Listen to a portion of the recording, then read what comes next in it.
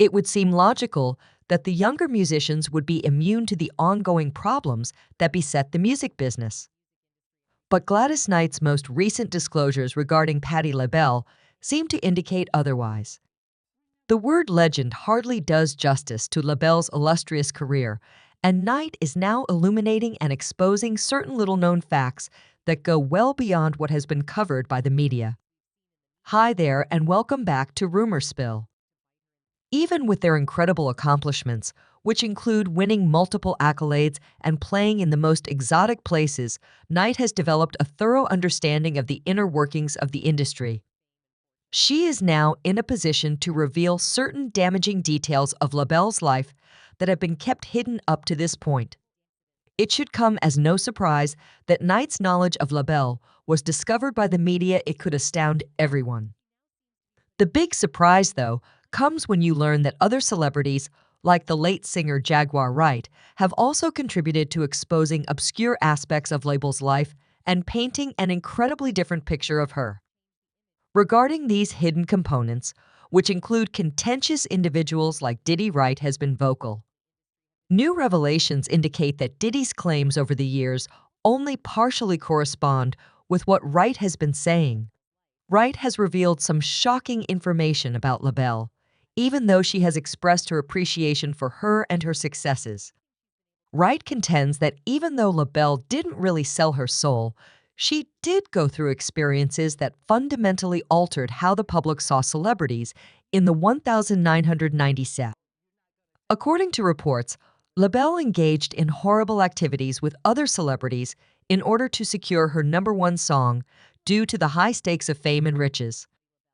These decisions seem to have come back to haunt her, causing a string of unfortunate events throughout her career discoveries that nobody could have predicted.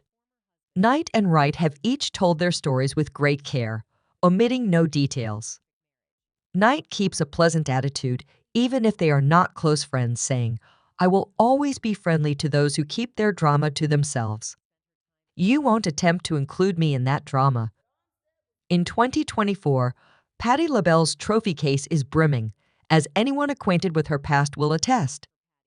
LaBelle has, in fact, taken home numerous accolades, including the greatest musical prizes at the Grammy Awards and esteemed awards at the Academy Awards. Wright has disclosed the extent to which LaBelle went in order to succeed in the business. These disclosures have sparked intense debate on social media. Wright claimed that LaBelle's body and dignity were sacrificed in order to achieve success with the song New Attitude. LaBelle's ex-husband, Armstead Edwards, allegedly overheard Wright and a few other business executives talking about LaBelle's professional choices. Edwards drunkenly overheard a conversation and said, "I don't see what all the fuss is about." Wright went on to say that Edwards understood that if the information he knew about LaBelle was made public, it would end his career. Wright related a particularly unsettling story of how LaBelle was mistreated in the early days of her tour with the Temptations. Surprisingly, it appears that LaBelle accepted the guarantee that her song would reach the top of the charts in exchange for her silence over the experience. According to Wright, everyone knew you got run over by the Temptation and agreed not to file charges. That was the deal you made to get New Attitude. One of LaBelle's most well-known songs is currently being questioned. Wright hypothesized that this was the reason LaBelle's ex-husband was prepared to reveal the truth, since he was so resentful. But LaBelle had more secrets than that. Additional information regarding her marriage, which Edwards characterized as more of a business deal than a partnership, has also surfaced. Many were taken aback when their marriage dissolved, since the story surrounding it was that it was almost flawless. Prior to their marriage, they had been close friends and rarely got into arguments. They had been married since 1969 and appeared to have a happy marriage. However, LaBelle's abrupt divorce announcement, which she attributed to her love of retro music, alluded to more serious problems. Wright depicts a woman who made difficult decisions that caused her to drink for years in an attempt to forget her traumatic history. LaBelle's habit reportedly got so bad that her peers started calling her a heavy drinker, a reputation that followed her everywhere she went. Wright said, "I just watched a video of you drinking so much that you looked awful when you went on stage, vomiting over the issues you were dealing with."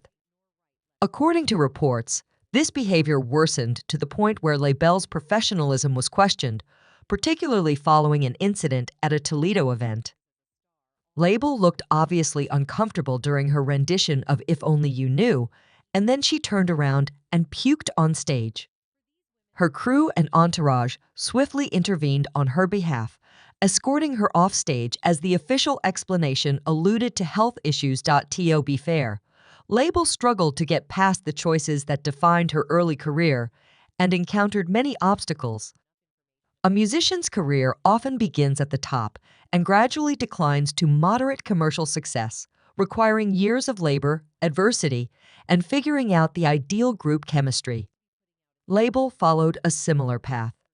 She and her buddies founded the Bluebells and toured the East Coast when she dropped out of high school.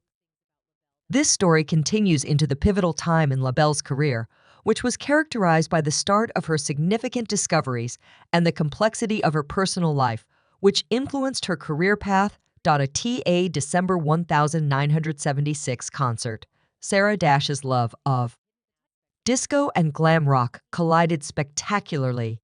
Before their last performance, Hendrick walked off stage, declaring a major mental breakdown, overcome by the pressures and personal issues. The three decided to break up after this incident, which put him in the hospital and signaled the end of the group. After this incident, Patti started a solo career and faced unknown territory and obstacles. It marked the beginning of a new chapter in her life. Patti had a successful career with the group before going solo and releasing the albums Tasty, It's All Right With Me, and Released.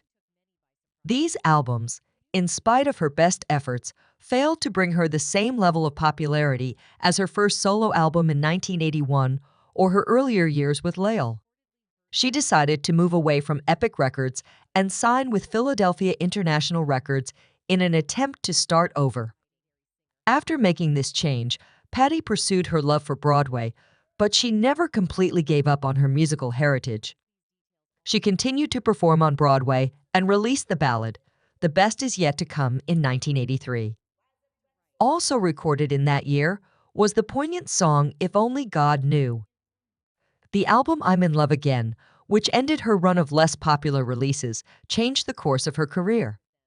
Her contribution to the 1984 action comedy Beverly Hills Cop soundtrack served as a catalyst for her comeback.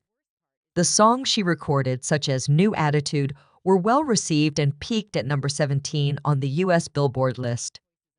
Remixed Hot 10 peaked at number 1 on the Hot Dance Music chart and came in third on the Hot R&B/Hip Hop Songs chart in 1985. Jaguar Wright's portrayal of Patti's story points to a life full of unexpected turns. Patti's complicated path is hinted at by Wright's performance, which implies that her quiet during a painful encounter with the Temptations may have resulted from a similarly terrifying experience she had gone through previously. Even though Patti's family was financially stable, she had uncomfortable and difficult early years. Her parents had a turbulent relationship that ended when she was 12 years old. She writes about this time in her book, Don't Block the Blessings. A documentary on Patti's life examined her relationship with her father, which she maintained despite their separation until his death. As a young woman, she was referred to as Pie and was shy and reserved. She originally thought of herself as a housewife and never wanted to be a singer. Her emotional wounds from her parents' divorce were exacerbated by a family friend's attack, a horror she hardly ever discussed. During that time, Patti's church served as a haven for many African Americans and a source of inspiration for her songs. Patti, her older sister, and 3 friends started a singing group in high school. Conflicts led to the ensemble's dissolution after just one performance, and Patti opted to keep quiet about the internal problems. According to Jaguar Wright, Patti's avoidance and quiet tendencies were a recurrent motif in her life. It appears that long-lasting marriages in the entertainment industry are becoming less common, but Patti and Armstead Edwards overcame this trend by being married for more than 30 years. Before Patti finally accepted his marriage proposal, Armstead, who was formerly her manager, asked her out 3 times. In Oprah Winfrey's Masterclass program, Patti revealed that she asked him about the 4th proposal not because she was in love, but rather because she knew he was decent at heart. They gave it some thought and decided to tie the knot a few days later. Patti saw her parents' tumultuous marriage, which ended in divorce as a child. Her opinions on marriage were influenced by this event, and she was resolved to learn from their faults. Patti and Armstead tied the knot in a low-key ceremony in 1969. 4 years later, they welcomed their first child, Zuri, into their peaceful, comfortable lives. They never had violent arguments, but as time went on, they became more distant from one another. In 2003, they decided to call it quits on their marriage, although they remained close afterward. Following their divorce, Patti denied harboring animosity toward Armstead, saying, "I never disliked him. He never hated me. We just came to the conclusion that we could no longer coexist." After her divorce, there were rumors circulating about Patti's love life, including a supposedly romantic relationship with her drummer, Eric Sears, who was much younger. Even though she refuted these allegations, the public remained fascinated by her fascinating existence. Jaguar Wright sparked controversy by implying a matter purportedly well known in the industry, that Patti's divorce from Armstead was related to his sexual orientation. Wright asserted that their marriage was more akin to a business partnership and that they were both aware of one another's secrets, which ultimately caused them to part ways. The disclosure of this information led to additional conjecture over Patti's romantic history, indicating a trend of partnerships influenced by intricate private and public personas.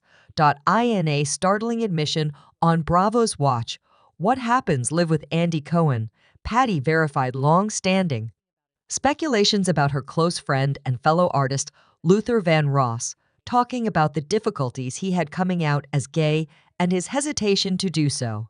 The impact of societal expectations on the private lives of public personalities was brought to light by this disclosure, which also revealed their emotional challenges. Through the accounts of individuals who knew her and Patti's own public remarks, these glimpses into her life provide a picture of a woman juggling the demands of celebrity, self-identity, and relationships in the public eye. Regardless of whether these stories are entirely true or influenced by other people's viewpoints, they provide an intriguing look into the life of a well-known character in the music business. Subscribe Rumor Spill for more videos.